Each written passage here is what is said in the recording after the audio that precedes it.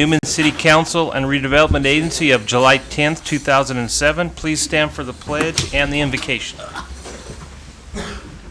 I pledge allegiance to the flag of the United States of America and to the republic for which it stands, one nation, under God, indivisible, with liberty and justice for all.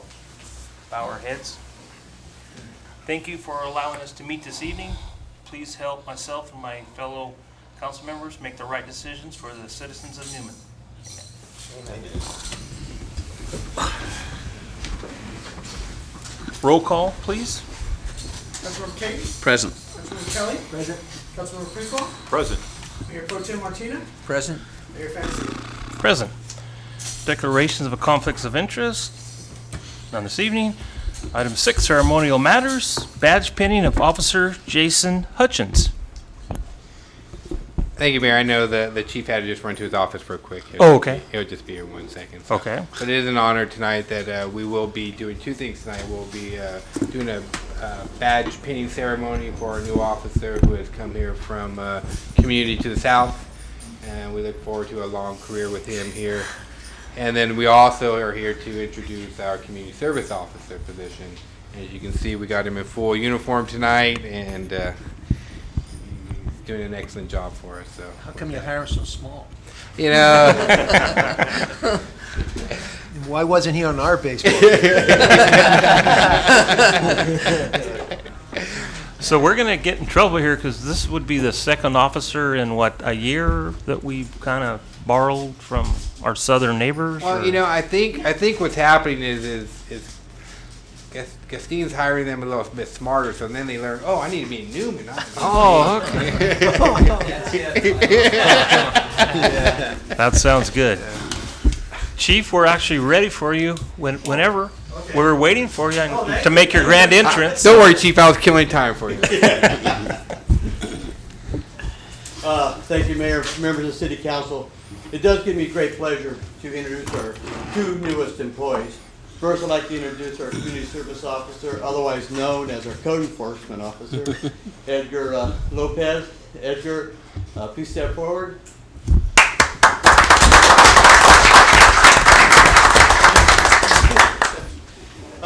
Edgar comes to us from the city of Newman. He's been here since, I believe, 1994, 1995. He's a graduate of Orstema High School, where he played football, both offense and defense. Absolutely. And in many games, he played both offense and defense. He then attended Stanislaus State University. He has his BA degree, and came to us about 2 months ago as our code enforcement officer. He's currently in training, should be wrapping up the training within a couple of weeks, and he's doing a fantastic job.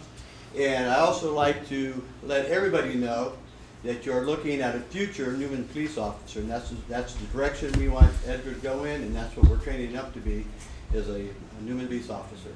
So great. It's great to hear. It's a great pleasure to introduce Edgar Lopez. Edgar, I just want to thank you for this position. Very excited. Hopefully one day I can become a Newman PD, so that's what I'm expecting. all right. Thank you, and Thank you. thank you, and welcome aboard. Welcome aboard. Okay, now it gives me a great pleasure to introduce our newest police officer, Jason Evan Hutchins. And I'll tell you a little bit about him. Jason was born in Newport Beach, California, and at the ripe age of 4 months, he moved to Merced, as his father transferred from Huntington Beach to Merced County Sheriff's Department. He then moved to Modesto and then to Ceres, where he graduated from Ceres High School in 1995, which makes me feel very old. Jason played 4 years of soccer while in high school. He played at the varsity level. He was a midfielder and a goalie. And after high school, he also played 10 years of semi-pro soccer. So he's very, very proficient as a soccer player. Also in high school, he received All-League Honorable Mention for his soccer skills. Jason attended Stanislaus State University, and he is 6 units shy of completing his degree in criminal justice. So again, Newman Police Department is hiring highly educated officers. Jason is married. He was married on July 12th of 2003. So this Thursday, Jason, don't forget, you have your 4th anniversary coming up. Yeah, he married Michelle, and they have a 5-month-old son, Jaden. And Jason's father is Don Hutchins, who's in our audience here, who's the retired police chief in Gustine. Welcome, Don. So, ladies and gentlemen, it gives me great pleasure to introduce to you Jason Hutchins. Jason.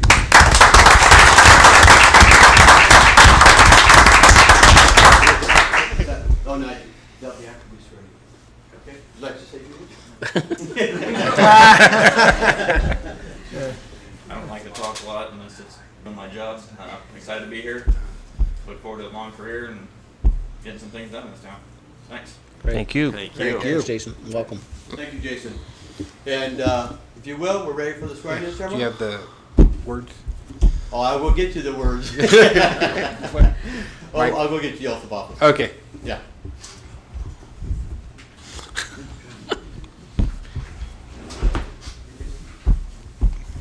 I'm going to have to renegotiate his contract now for getting things like that. All right. Actually, it's a pleasure to be able to say that, you know, with Edgar as a community service coming on and Officer Hutchins coming on, we are closing in on getting a full staff, and we are, as you can tell now, getting really qualified applicants coming into the city of Newman and getting good officers here. And Officer Hutchins has expressed an interest into moving into town. We are working diligently on working out the final details of the housing assistance program.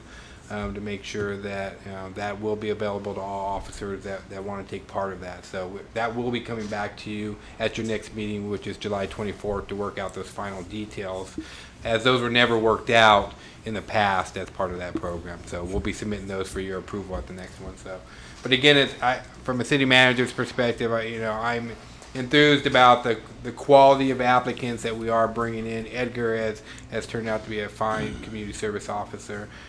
He's only been in training 2 months, but he's getting ready to be released. Members of the department have taken a liking to him, and they're starting to understand the value of the position and what that brings to the department. And I don't know that was readily conveyed when this position was when it was first identified and earmarked for the police department. I don't think that the full staff understood how much value that was going to bring to them. And so he's done a great job. And again, with Officer Hutchins coming on, anytime you can get a lateral to move over, especially someone, that's here on the west, that comes from the west side already, so he's going to be familiar. We have mutual aid calls with the city of Gustine. Their officers, become a little bit more familiar with our community as well as ours going to theirs. When they have their festas, our officers go over and assist them. When we have our fall festival and our Newman Fun Run, Gustine officers come over here. So to have that assistance and have him come over here, and already have some training with and know some of our officers is very important and key, and it's going to help them get trained up a lot sooner. We probably won't have to do a full, Commissioner Councilman Caden, 12-week FTO, 16 14, yeah. So we may be able to get by maybe on an 8, or that'll be up to the FTO officer, but we may be able to reduce that a little bit and get him out on the street by himself a little bit sooner now. So, and again, that's partly because he has over a year under his belt already as an officer, and he is familiar with our community. So with that, Mayor, the Chief has the wording for you to swear. Oh, for me? Yep. Oh, okay.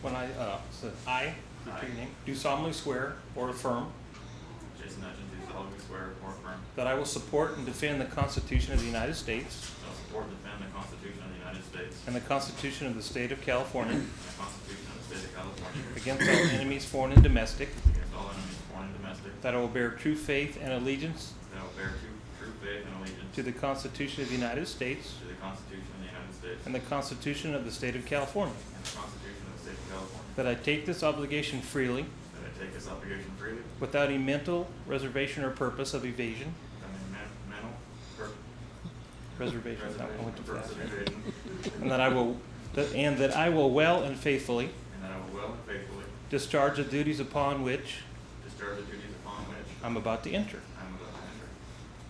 Congratulations.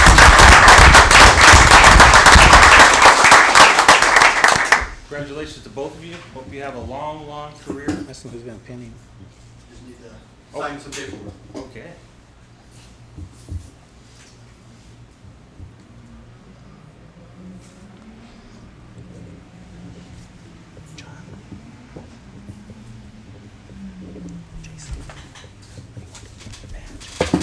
He wants to pin a badge. Call him up. He wants his dad to pin him. Yeah. Dad. Dad. All right. Did I get to do it Ranger style?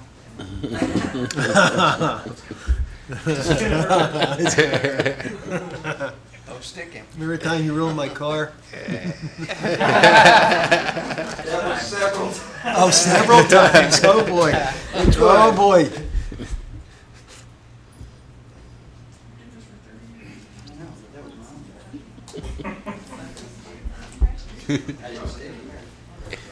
Wonderful.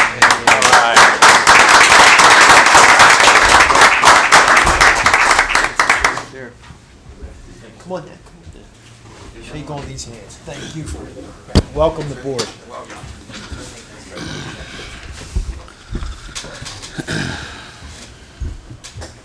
That's great.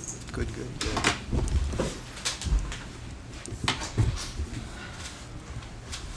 Thanks again, Chief.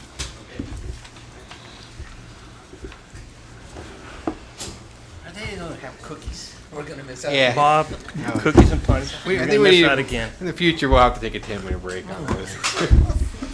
That's okay. Okay. Items from the public, non-agenda items. If anybody this evening has anything that is not on the posted agenda, now would be the time to bring it before us. Seeing no one, agenda items. When an item comes before us, you'd like to comment, please come to the podium, state your name and address, and try to keep your comments to under 3 minutes. We have a public hearing this evening, second reading and adoption of ordinance number 2007, next to number. An ordinance of the City of Newman, California, containing a description of the Newman Redevelopment Agency's eminent domain powers. Thank you, Chairman Fantasia. This is an item for our redevelopment agency. This item was introduced at your last meeting, and it is spurred along by Senate Bill 53, which requires all redevelopment agencies to restate their powers of eminent domain.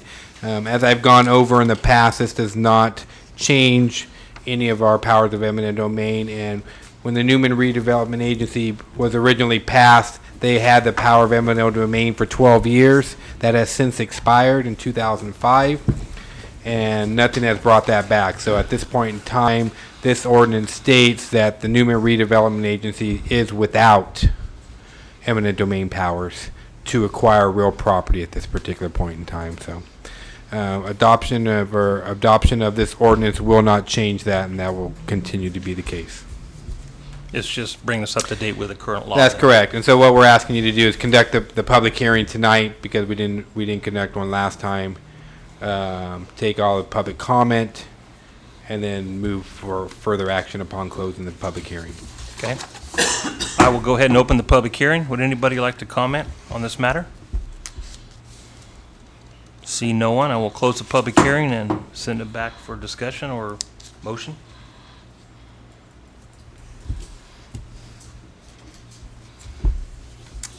I have no questions. No questions? Need a motion, right, Tom? Yeah, we're gonna add the waiving the full reading to the motion too. Okay, we need somebody to make a motion and motion to waive the whole reading of the ordinance. I'll make a motion that we waive the reading of the whole ordinance. Second that motion. All in favor? Aye. Opposed? Motion passes. Thank you very much. Item, Then let's go ahead and Adopt it. adopt it. too. okay. I move for adoption. I second that motion. All in favor? Aye. Opposed? Motion passes. Thank you very much. Okay. Item 9, consent calendar, approval of minutes, and approval of warrants, and approval of minutes of the June 26, 2007 regular meeting. Move to approve the warrants And the minutes, right? And and the minutes, yeah. In the amount of $18,337.40. $370.40. Do we have a second? Second. All in favor? Aye. Opposed? Motion passes. Thank you very much. Regular business. Item A, second reading and adoption of ordinance number 2007, X number, amending Title 9 of the Newman City Code, adding 9.10 noise regulations. Thank you, Mayor.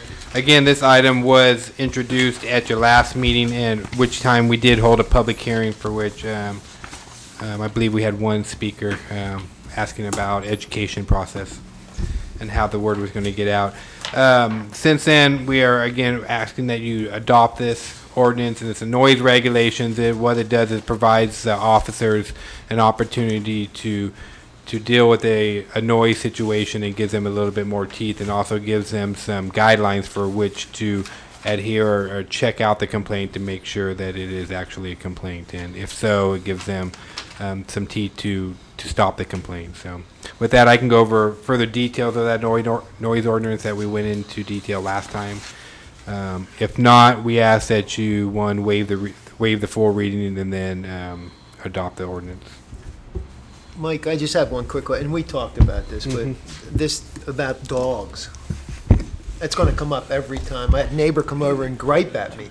Right. Not about a dog, but a lot of the public, that education thing that Kent brought up is excellent, because a lot of people don't understand it, and they're coming in saying things that are not. I said, no, that's not the way it works. Right. Well, again, there is an educational component to this, and the way it works out is an officer will come up to the source, whether it be a house or where it's at, and ask the offending parties to stop the noise, lower the noise, and then give them, basically ask them politely to move. If we have to come back, that's when citations can be issued at that particular point in time. So we don't just roll up and start issuing citations on this particular issue on there. You know, it is the property owner's responsibility to control all the sources of noise from their property, and that includes their animals as well. So we have other ordinances, not only in under our control, but we use Stanislaus County Animal Control ordinances as well. So if it's a loud animal, then we can use some of those ordinances that we have, or this one also works. So again, this is not us trying to come in and dictate what you can do on your property. It's when what you are doing on your property is offending, and it can be clarified, or an officer can make the independent judgment that the complaint is consistent with a loud source. Then they can ask them to turn it down, and then it gives them teeth of what to do afterwards if they have to return subsequent to asking them to reduce the noise. Are we going to put this ordinance in the paper? Just to Yeah, we have to post it. We have to Good. we have to put it in the newspaper, and then it doesn't go into effect for 30 days. So we're really looking 30 days from tomorrow is when this one will go into effect. So there should be no problem then. There should be no problem. It shouldn't be, but I know there will be. There's also some built-in discretion too on the loudness, the pitch, the duration, time of day, so the officers have more discretion. Officers are- so they'll- And this isn't to say that every time someone calls with a complaint for noise, that it's going to be verified by the officer. An officer can go out and make a determination that, you know, this is not an offending noise source based upon the time of day and the duration. If someone turned their noise up for 5 minutes while they were doing something, that's not an offending party. But if they're doing it for an hour or 2 hours, and the discretion is up to the officer to verify all this information, depending on time of day, frequency, pitch, and those types of things. Michael, one of the items that I brought up when we talked about this last week was relating this to city properties, Louis J. Newman, city parks, downtown functions, and setting up some parameters so that people, when they rent those places or utilize them, know that there are parameters in place. Can we tag that on afterwards, or just include it as part of our revisiting the structure of using city facilities? Yeah, this can be implemented and enforced on public property. Also, we will put new disclaimers or regulations into our forms that people have to sign in order to rent our buildings and our facilities. Okay, would you bring that back into next? We can, meeting for us? yes. Thank you. Michael, there's also, in our parks, there's already a document in place at the police department that deals specifically with amplified music, bottles, et cetera, et cetera. So when somebody wants to use Pioneer Park, for instance, they have to sign a document understanding that they cannot have amplified music. So that takes care of a lot of problems. It's never really been a real big issue as far as I can remember, but that is kind of addressed for the parks already. Now this ordinance will, I think, will entail maybe our buildings, a little bit differently. But I think if the officers use good judgment when trying to apply the law, the ordinance, there shouldn't be a whole lot of issues, as long as they take the initiative to apply it fairly across the board. And the provision that Councilmember Caton is indicating is on the park rental form. I'm not exactly sure if it's on the building rental form, but we will make sure it gets carried over. Yeah, it's not on the building rental form, to my knowledge, Yeah. but it Yeah, is on the parks. Is it on the downtown function forms, such as the fund run or? Well, those are specific conditions that we place on there. We can bring back the policies that you've adopted in accordance with that, and there are very specific guidelines as to what time music can be amplified and how loud and those types of things. Those are all done on a case-by-case, event-by-event basis for large-scale events such as those. Well, the more we publicize it now, the less misunderstanding there should be later on. So, thank you. Further questions, comments? If not, some direction and a motion, and also include to waive the full reading of the ordinance. I would move to waive the reading of and adoption of ordinance number 2007, next to number, amending Title 9 of the Newman City Code, adding section 9.10 noise regulations. I second it. All in favor? Aye. Opposed? Motion passes. Thank you very much. Item B, adopt resolution 2007, next to number, approving subdivision improvements in the Orchard Hills at Sherman Ranch and authorizing myself as mayor and Michael Holland as city clerk to record a notice of completion. Good evening, Mr. Mayor, council members.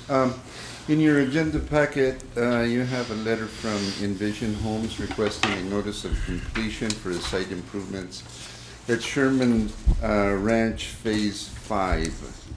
All the improvements have been completed and inspected by city staff. Landscaping along Hills Ferry Road is complete, so is a masonry sound wall. All the improvements have been completed as per job plans and specifications. So staff recommendation is that Newman City Council adopt the resolution. Thanks, sir. Any questions? On the Orchard Hills, that'd be just south of the park. That's the one west of the Sherman Park? Yeah. Yes. Yeah. It looks real nice. Yes, it does. Did a good job. Thank you, Ernie. Questions for Ernie? If not, some direction. Thank you, Ernie. I move for adoption of Resolution 2007, next number, approving subdivision improvements in the Orchard Hills at Sherman Ranch and authorizing John Fantasia as mayor and Michael E. Holland as city clerk to record a notice of completion. Second that motion. All in favor? Aye. Opposed? Motion passes. Thank you very much. Item C, Supervisor DeMartini's report.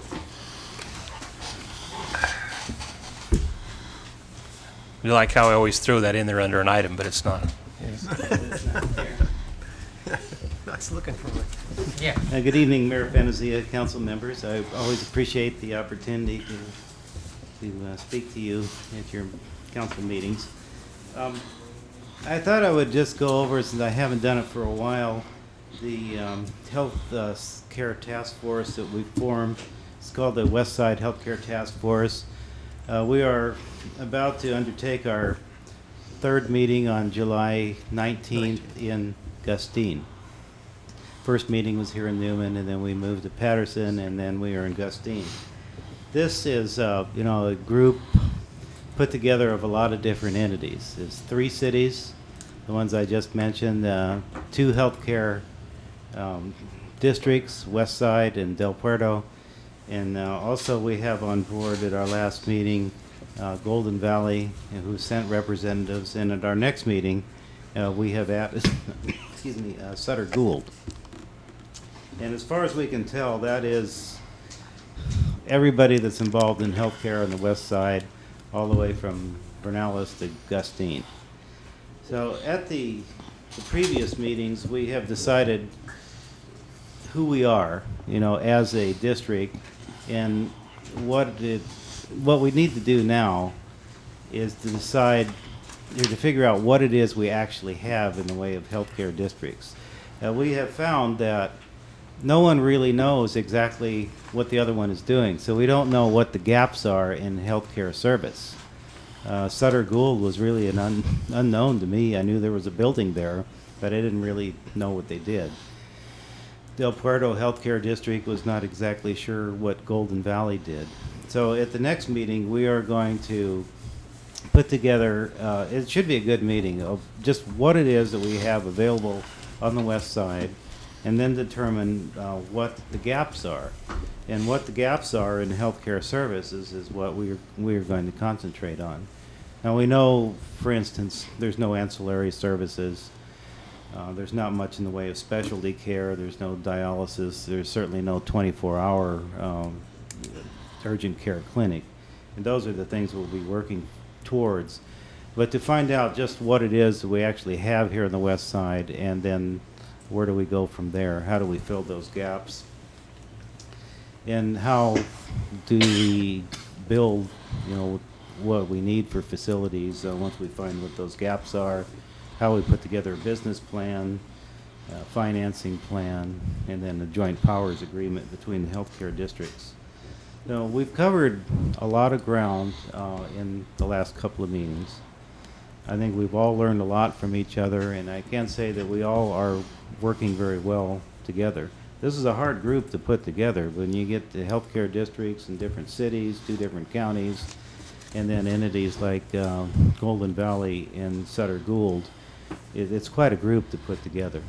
So we have already tentatively agreed on the footprint of the project, and now we're going to figure out what the gaps are and what it is we really need to do to bring better health care to the west side.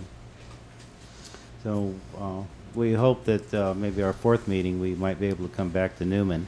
I would like to rotate the meetings so that each city on the west side gets an equal shot at the meetings, and we move it around so nobody has to drive too great a distance every time. So that's where we are on that. So there really isn't much for me to add on the development of the airbase. That is going along at the pace that we expected with the timeline that the county and the developer have agreed on. I wouldn't look for any further news out of there for probably 2 more months or so. Jim, I saw that bill that you were trying to get, the copper, I call it the copper bill. Yeah, That that's was- the scrap metal Yeah. dealers ordinance. Who was fighting that? I mean, what's the, Well, it's the scrap metal dealers. Yeah. in- Are they in that California. They have an powerful? organization just like every group has an organization. They got together, and what they have done was they watered down the bill to the point where I had told Tom Berryhill, our assemblyman, that we couldn't support it anymore. And the next day he decided that he couldn't support his own bill anymore. The last time I spoke to you about it, the scrap metal dealers ordinance was amended to, if you didn't have a local ordinance in place by January 1st, 2008, you would not be able to adopt one. Now, we could live with that because that's where the urgency, we could have done that as a county in the cities and the counties and got it done in that timeline. It was further amended to that you could not have a local ordinance anymore. And that was what killed the bill, because Assemblyman Berryhill's bill had been watered down to the point where it really didn't do anything anymore. They didn't have to issue checks anymore. The identification was didn't include the fingerprint that we had required. There was no notification to the sheriff's department each day on the scrap metal being sold. There was no limit on the hours of operation or the age of people. It was a nothing bill. It had been gutted to the point where it just didn't do anything anymore, and even the bill's sponsor couldn't even support it anymore. So it rightfully died in the Senate, and the county is still committed to getting the cities on board with this ordinance, because we can enact an ordinance countywide. I have talked to Supervisor Nelson from Merced County and Supervisor Vogel from San Joaquin County, and they are going to adopt an ordinance for scrap metal dealers regulations. I have presented the case here to Newman. I have been the series, and at the next council meeting in Patterson, I will present the county's position on that, asking the city of Patterson to come on board with that. And 2 weeks from today, I probably won't be coming to your council meeting because I'm giving the presentation to the city of Modesto, asking them to join the county with adopting the ordinance. Ideally, what we need is all 9 cities in the county to work together and adopt this, essentially the same ordinance, so there aren't any gaps in the county where unscrupulous scrap metal dealers can set up shop because there's no local ordinance governing that jurisdiction. So that's the the sad part of politics. I've seen it before. Although sometimes good things can happen in the Assembly or Senate bills in Sacramento, but sometimes they can just a bill can be amended to the point where a really good idea and something that's really needed, like a reasonable regulation of scrap metal dealers, is just killed.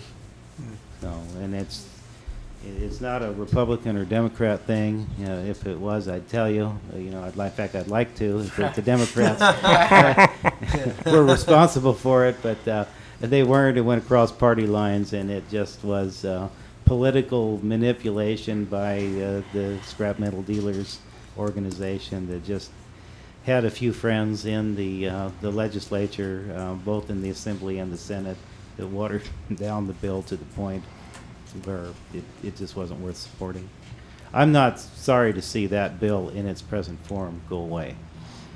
But I can tell you that the county's ordinance, I believe, is a very good one. It's very prudent, and it will take care of the problem. We have it enforced now in the county. Sheriff's Department is notified at the end of each day with the sales of scrap metal. So if we have a theft somewhere that amounts to anything, we're going to look at the scrap metal dealers and see if there was a large amount of material that showed up somewhere. Unfortunately, the way we have it right now, we have all the gaps with the cities, because so far no city has adopted it. So if it was a scrap metal dealer in the county, we would know. But if it was a scrap metal dealer in Houston or Oakdale or Newman or whatever, Sheriff's Department would not know of what was sold there that day. So it's, I'd urge you again to do it. I think you're fairly sympathetic to it, but I'm going to go to every city in the county at their council meetings and ask them to take this up and to decide for themselves if it's in the city's best interest to have a countywide ordinance. And Michael, and we don't have a scrap metal dealer in town, but I fully agree with Supervisor that I think it's just another tool that we have. Even though we don't have a dealer, there's nothing that's going to preclude a dealer from coming into our town. I think we ought to adopt. And we are, the chief is working out the final details on the social host ordinance. Okay. That'll come before you on the 24th. And then probably at the first meeting of August, we anticipate the scrap metal ordinance coming forward. We have those on our books, and we're just, again, social host was kind of, we had to prioritize one over the other. We went with social host first. And we worked out the final details with the city attorney tonight on those things. So that'll be ready for you on the 24th. And then the first meeting in August, we fully anticipate that scrap metal will be here. Good. Thank you. Yeah, I would say that just because you don't have one now, if the other 8 cities adopted it in the county, and Newman was the only place where a scrap metal dealer could set up shop pretty much with impunity, you'd have one here. It wouldn't take very long. Yeah. And this is where all the stolen scrap metal would be essentially sold. So even though you don't have one now, look not just at Newman, but the county as a whole, because the theft of especially copper wire, and this ordinance only deals with non-ferrous metals. It doesn't deal with cans, cardboard, plastic, bottles, anything like that. It's just non-ferrous metals, aluminum, brass, and copper. And the damage that these thieves have caused to irrigation pumps, to school districts, to businesses has just been enormous. And it's a statewide problem, really nationwide problem. And it really needs to be dealt with. I'm probably one that's, more than anybody, is resistant to further regulations on businesses. But in this particular case, because we do have some bad apples out there, that this ordinance is prudent, it's not overly restrictive, and it's really badly needed. Okay. Supervisor DeMartini, I'd like to thank you for your efforts as a member of agriculture and a victim of that type of activity. It's hard to believe that our elected officials in Sacramento don't have enough foresight to see that for a single dollar that someone receives for a piece of scrap metal, it in turn costs somebody, a taxpayer, thousands of dollars. And it's really a shame that they're so nearsighted they can't see that. I hope when election comes around, people remember that and vote that way. Yeah, I'd like to see that as an issue. I can tell you what just one instance in Stanislaus County costs everybody in this room. We have a methane extractor at the old Gear Road landfill. It was vandalized and destroyed for $300 worth of copper wire. It cost the county, which is you, everybody in here is taxes, came out of our general fund, and had to replace the methane extractor at a cost of $100,000 for $300 worth of copper wire. So this is, and school districts have been hit, utility companies, businesses, agricultural pumps, and it's just epidemic. And so something has to be done. And we know that there are scrap dealers that are buying the stuff knowing very well it's stolen. We had a sting operation where we went to 8 different scrap dealers, Sheriff's Department did, and they were able to sell copper wire with PG&E stickers on it. I mean, it's obviously stolen, and we're able to sell it in 6 of the 8 the dealers that they went to. And only one refused to buy it, and another one, Modesto Junk Company in Modesto, actually called the police. And the police showed up to arrest our undercover sheriff's officers. So Were those other junk dealers prosecuted? no, they were not. They were warned. So we know we have a problem. Yeah. But this was a sting operation with deputy sheriffs with IDs from Ventura County. I don't know how they got them. I guess Sheriff's Department is able to do that sort of thing. And they came in old clothes, looked like bums, in an old pickup, and came with copper wire with PG&E stickers on it, and were able to sell it in 6 out of 8 places they went. So we know we have a problem. And the scrap dealers cannot honestly tell us after that sting operation that there is no problem, because we know that there is. Okay? Thank you. Jim, thank you very much. Item 11.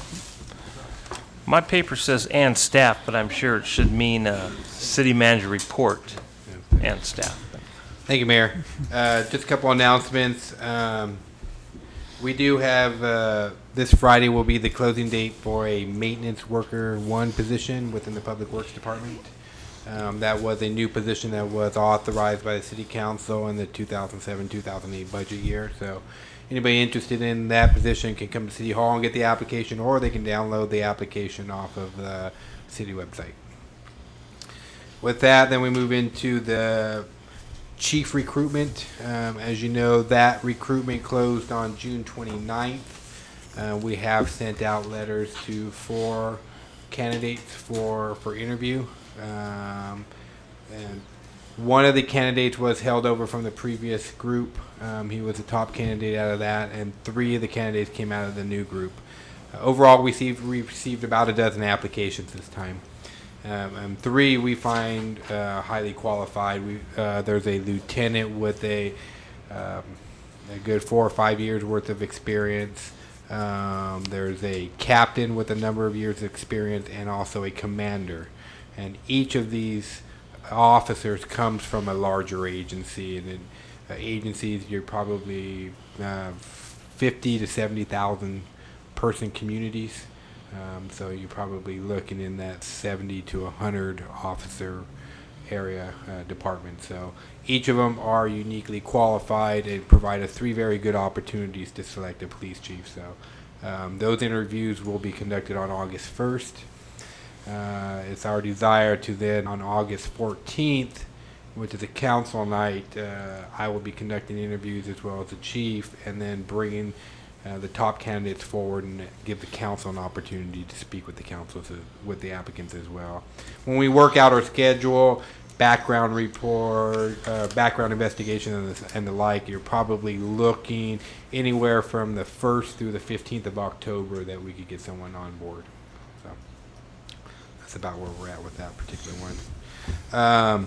We did have a meeting of the aquatic design team yesterday. The conceptual design is coming out really well. All members of the design team are really enthusiastic about the project that's coming forward, and it's our belief that at the second meeting in August, I think we're shooting for August 28th, is to roll those conceptual plans out to the council and to the community, and to start getting some input on the conceptual plan before we get into the schematic plan, which has more detail to it.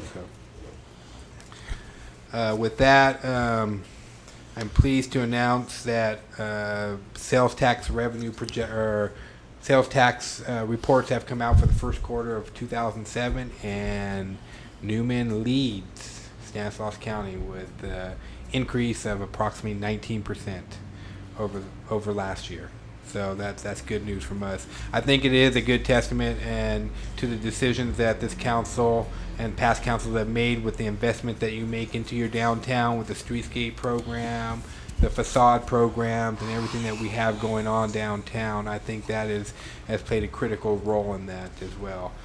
So, you know, the decisions that you have made in the past and the investment we have made into the downtown are starting to really continue to show for us. Lots of communities within the county are going down at this particular point in time.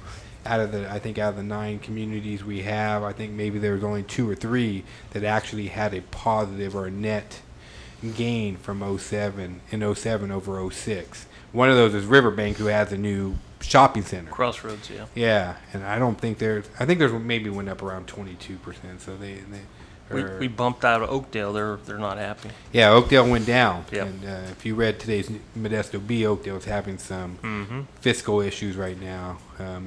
Structurally, there's some deficits in there. So, you know, through the prudent decisions of this council, you know, we are blessed that we don't have structural deficits right now where, you know, we have commitments that are exceeding our ability to produce revenue. So that's a positive thing for this community.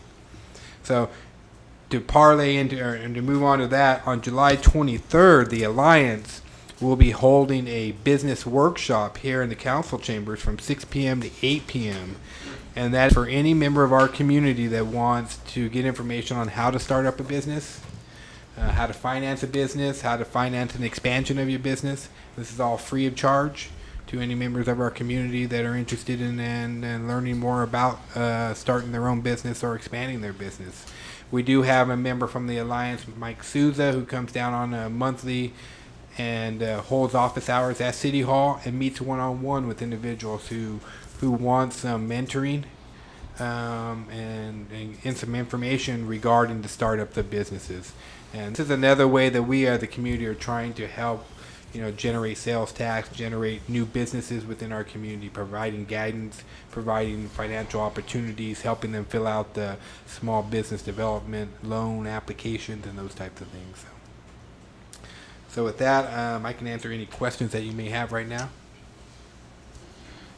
Questions? We are. What's that, a signal? Or? Yeah, it's a banner. We're working on the banner, as you know. And I don't know if any of you noticed, but we had a banner shop right here that closed on us, and we had planned on working with them. The other, we're trying to use local business. The other local business that we have identified is about 2 weeks out, so we're probably going to have to expand our reach outside of Newman to get a banner, because it's just time constraints on some of the other businesses. So that's. But we're working diligently When on do you it. think? What it's going to be is we're going to basically say congratulations, Lady Warrior softball state champions, 26-0. Was it 26? Yeah. 26-0. Yeah, and we're going to hang that over it. It'll be 3 foot by 30 foot, and then it'll be in Aura Stimba High School colors, and it'll span Main Street. Well, hopefully you span get that it up through- before the fall festival. Yeah, as well. it'll. That would be- I was going to say it'll span through the fall festival. So. Good. And the last thing is we just ordered the playground equipment that you awarded a bid for at Pioneer Park. We anticipate the playground equipment takes about 30 days to come through. We ordered that 2 days ago. That puts us in the first week of August. He said 2 week setup puts us on time. We definitely told him we wanted that thing up and ready to go for Fall Festival. So we will have all new playground equipment at Pioneer Park, or City Park, as most of the locals know it, for the Fall Festival. It's great to hear. The restroom facilities won't be the restroom project will not be initiated until afterwards, because we can't get it done before. We just don't want to have the mess there. That's good, yeah. Questions for Michael? Thank you, Michael. Other staff? Guys don't all run up here at once.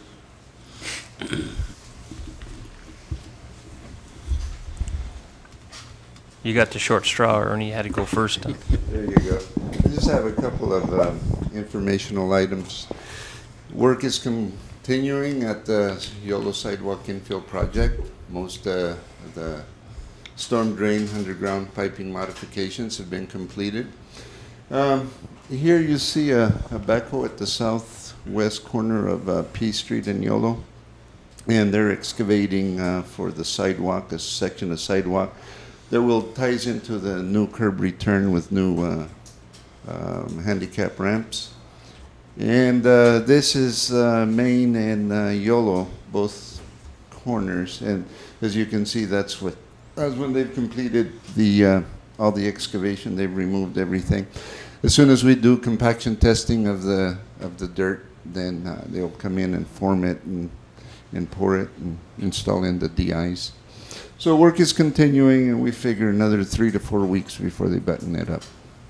Ernie, that's an awful deep footing there. Is that going to be filled in with dirt, compacted, or? What they're going to compact all of that, and then they're going to come back in with some base material, whether it be aggregate base or sand, and then they're going to do the curb returns, and of course the footing for the curbs returns are a foot thick on the outside. So, but it's all been surveyed and shot to elevation, and so work's ongoing. CDBG money's at work. Yes. No, you got that. This is over at our Sherman Park. As you can see, the Elite Landscaping has sent in a crew to remove that grass that was supposed to be the no-mow variety along the fence line. That's one shot of where they came in this afternoon and started removing it. The next shot shows them removing it around the Sherman Park sign in the back. And then the last shot shows you a side shot as to where they removed all of that, and they're going to come back and resod it with better looking grass. Any questions? Great. That's all I had for you tonight. Thanks, Ernie. Thanks.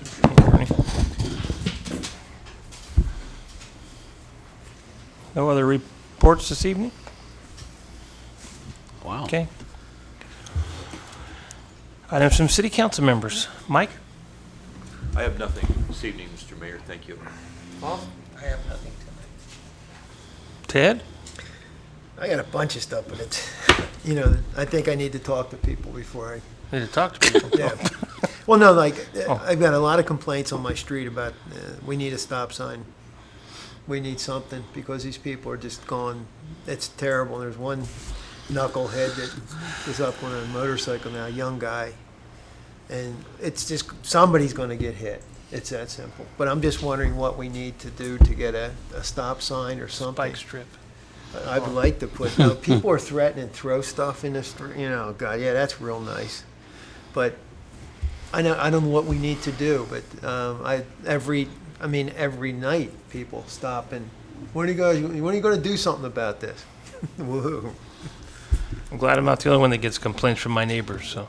Oh, no, they're high on this. It's right in Canyon Creek there, and it is a speed, and they were talking speed bumps, you know, and it would have had to have been 2, and even then it wouldn't have worked, because I, you know, walk it all the time, but between the one speed bump at the end and the next one, which is right where, you know, all this happens, they're gonna speed down to the next speed bump, and then go over that, and then the stop sign. But if you put a stop sign right in front of my house, to be honest, because there is that street, Caton Court there, that, you know, that would, not that they'll stop there, to be honest, but hopefully they would.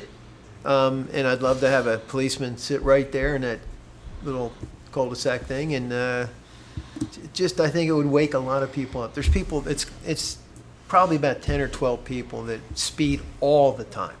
Not sometime, all the time. They come up there hecking.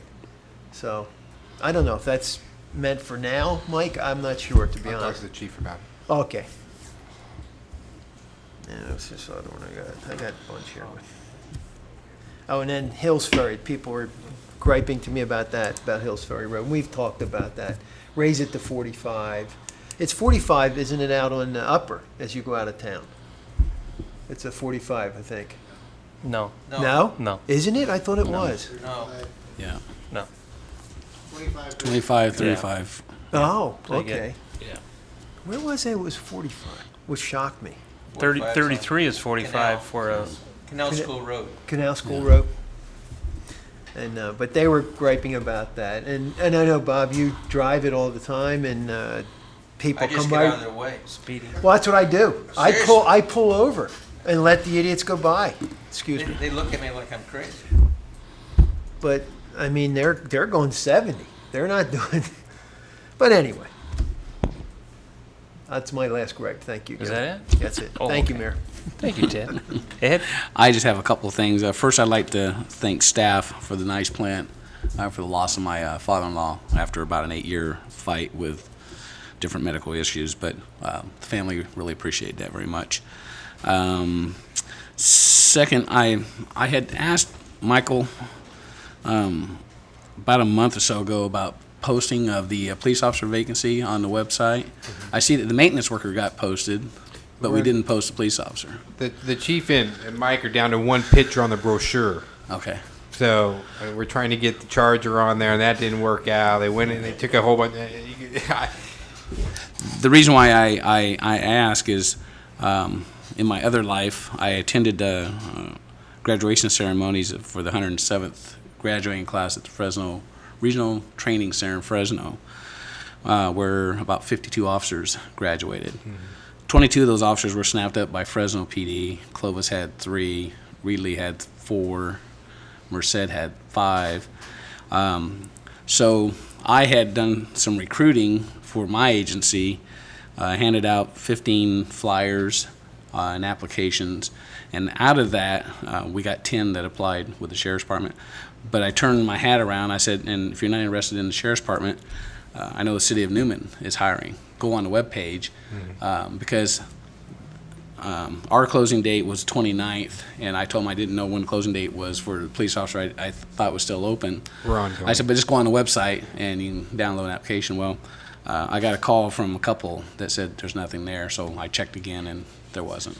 So unfortunately, we missed an opportunity to do some recruiting.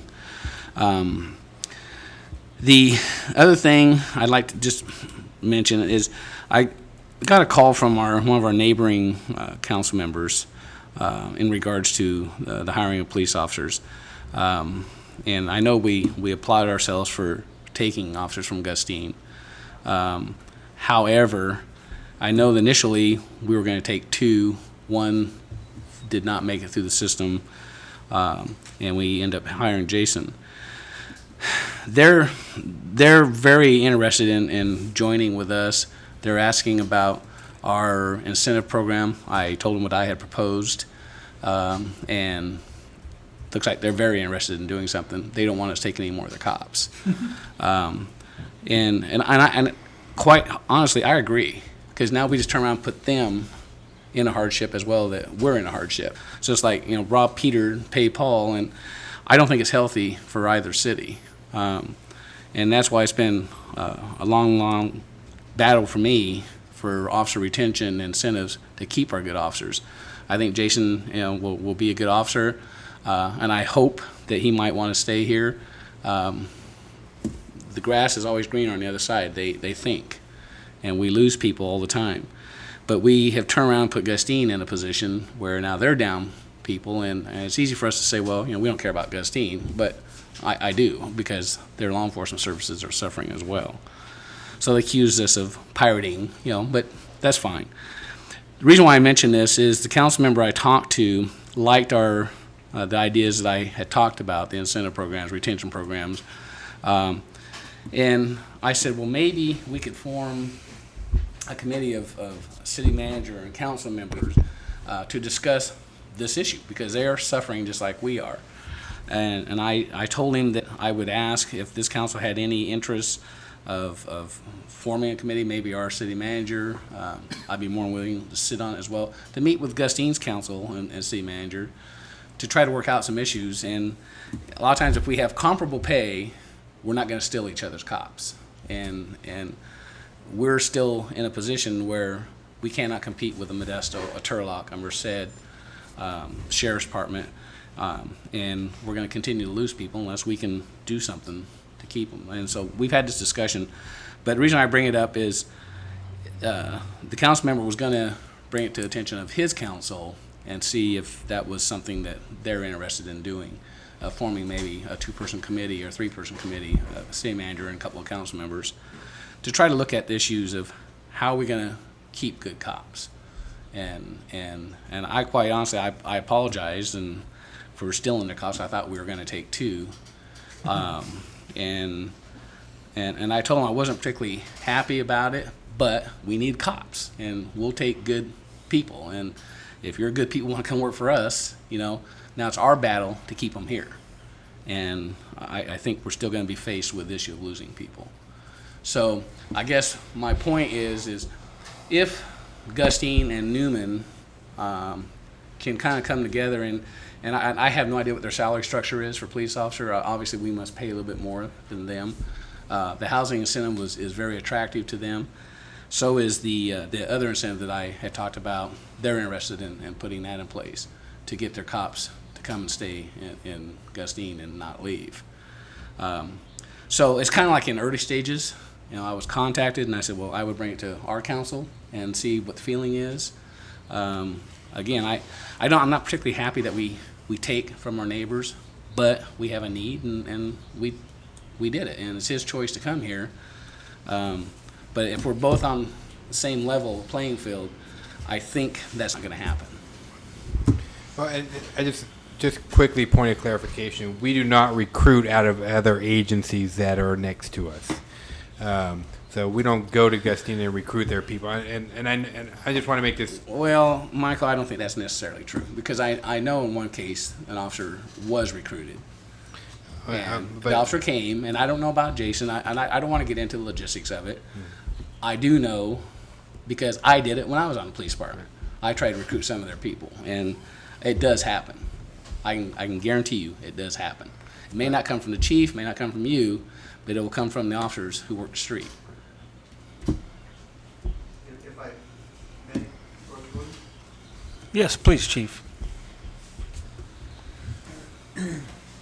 Councilmember, your comments are well spoken, and this last week I had the opportunity to speak with our post area rep about the hiring and retention of officers, not on a regional basis but on a statewide basis. And the situation in the state of California is almost is at a crisis state. Currently, there's over 10,000 law enforcement vacancies in the state of California. That's right. In Stanislaus County, there's over 100 vacancy positions throughout all law enforcement agencies within the county. And it is a very competitive process. Absolutely. And city manager's right. Your police chief did not go and recruit out of another agency. I don't fish in other people's ponds, and I don't like when chiefs fish in my pond. Now, the officers, of course, they do talk to each other at the line level. Gustine covers Newman, Newman covers Gustine, and there's cross-pollination. There's no doubt about that whatsoever. Our pay is more attractive than Gustine, without a doubt. And there's another perhaps esoteric benefit that the officers are looking for in Newman than in Gustine, and that there's more activity in Newman than they offer in Gustine, and they feel there's more professional development afforded them. And it's the same situation we face here in Newman, trying to keep our officers from going to Tracy, from going to Manteca. Manteca just got a 54% pay raise over a several-year period. How do we, in Newman, compete with that? You don't, Randy, and that's my Yeah, point. We can't compete with them. So what we try to do is we try to make our agency the best agency we can to keep our officers here. So, and we do that through professional development and so on and so forth. But no, we don't fish in other people's ponds. How many positions are we still down? We have 2 vacant positions.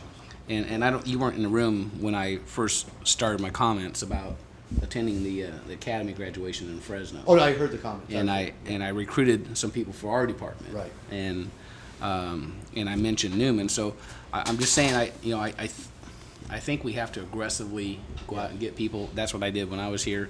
I didn't like having vacancies more than 2, 3, 4 months. We wanted to get them filled.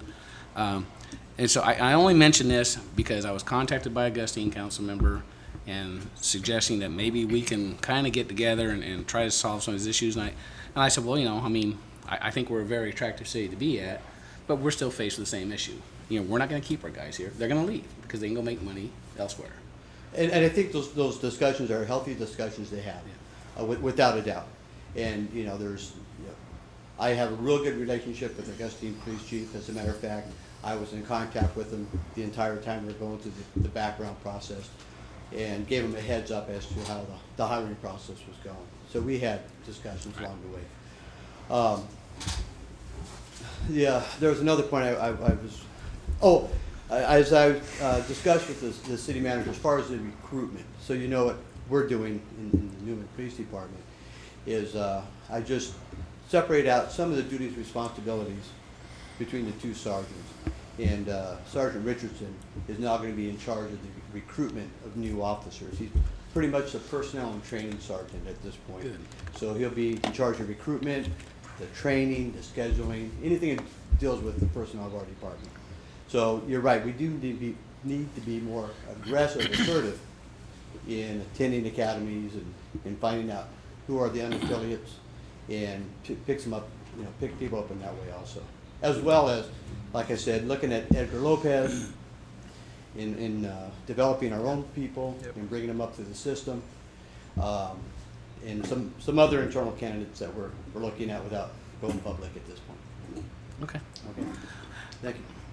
So I guess my question still is there any interest? Does anybody think it's worthwhile that we try to maybe resolve some issues? With our 2 cities? I think all conversations are good, Ed. Matter of fact, the 4th of July, I had a lengthy conversation with Mayor Ford and their chief by the beer stand. I wasn't drinking, but they were all there. But anyway, it came up, about what was happening, and they are aware of what we have as incentives, and they would like to know more about it. Yeah. Because they obviously they can't compete with us in pay, but maybe they can do some other incentives as we are to try to keep their officers. And if they put that in place, then that door is going to back Right. up, and because there's just no doubt about it. Additional money, Sure. strikes interest. They So- didn't seem bitter. They just seemed disappointed. But they absolutely. just want to know what we're doing to That's right. so maybe they can do the same. That's So right. I mean, I would be in favor of talking to them, obviously. Share some of our programs that we have that we're going to try to implement, and what we've had on the books for a couple of years that we haven't taken advantage of. Right. So I throw that out, and I don't know, Michael, if you want to contact Roger, I'd be more than willing to be part of that committee. If, I mean, if nothing else, we communicate with each other. I can get a hold of Roger and get some potential dates and see what the see what the outcome was from his council meeting. See share the what their concern information, and is. then we'll move Yeah. forward from there. Thanks. That's it. Thank you, Ed. And I think that covers about everything. A couple of things I had were covered already. With that, thank you for coming. We will adjourn to closed sessions with 2 property negotiation items. Thank you.